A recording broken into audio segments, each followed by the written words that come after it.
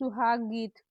गौरा जी कहेली सुना हो महादेव, अरे सुना हो महादेव, अरे सिंधुरा जे लाया चटकोर रे ललनवा, अरे सिंधुरा जे लाया चटकोर रे ललनवा, मोरे के देश गौरा सिंधुरा न सोहै, अरे सिंदूरा न सोहै, अरे भभूति से होला बियाह रे ललनवा, अरे भभूति से होला विवाह रे ललनवा।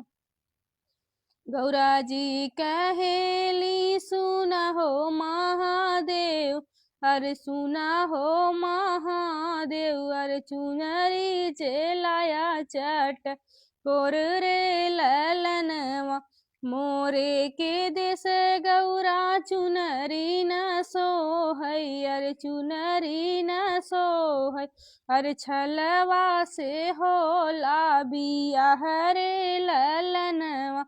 गौरा जी कहेली सुना हो महादेव, अरे हरवा जे लाया चमकदार रे ललनवा, अरे हरवा जे लाया चमकदार रे ललनवा, हमरा के देश गौरा हरवा न सोहै, अरे सपवा से होला बियाह रे ललनवा, अरे सपवा के करू सिंगार रे ललनवा।